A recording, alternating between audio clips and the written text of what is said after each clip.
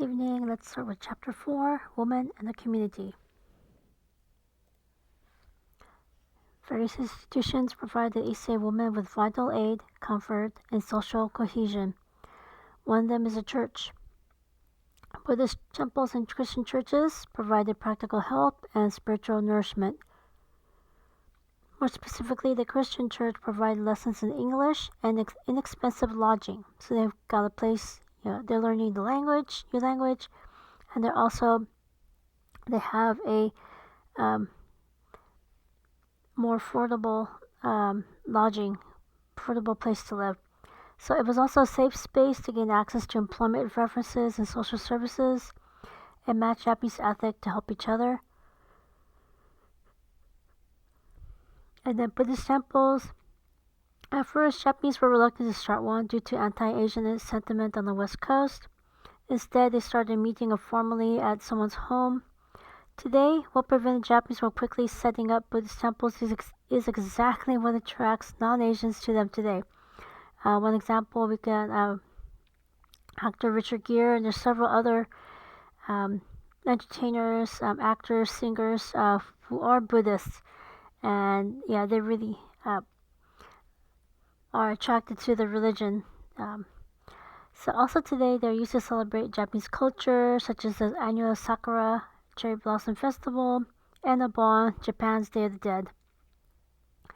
The women's roles in these churches, Fujinkai, women's main role is to support the leadership, ministry, and boards. They organize themselves into clubs to facilitate church activities.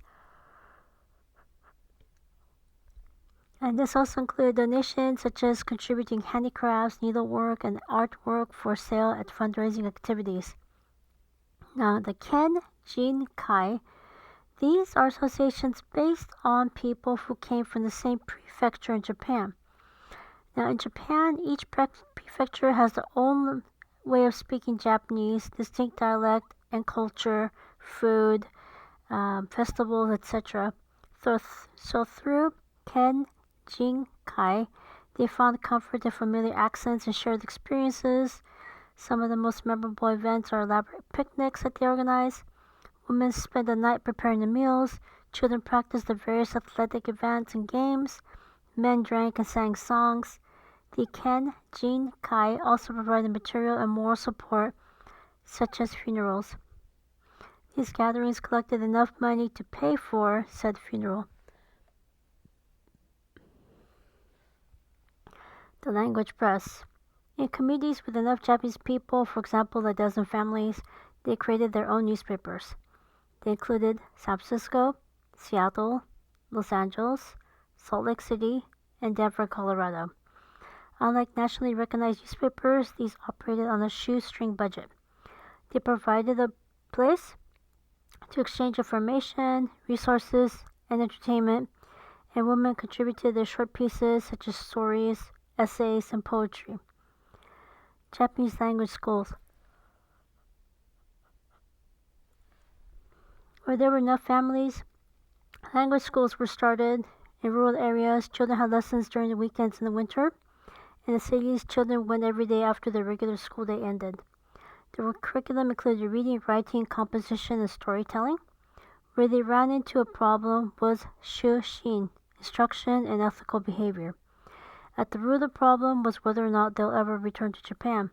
If not, they need to educate their children on how to succeed in the United States rather than learn archaic Japanese customs and behaviors. This ethical dilemma was also reflected by the Nisei, first generation born outside Japan.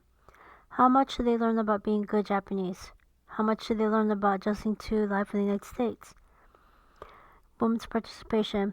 Issei women did not participate in parent-teacher organizations such as the PTA due to the language barrier. However, they were as much invested in their children's education in other ways. For example, they organized and participated in parent-teacher meetings and undokai, popular sports competitions. Issei women participated the most in language school than any other group in the United States. So questions, comments, constructive criticisms, asking for clarification, let me know. In a couple of days, I'll go over the next chapter. Take care. See ya.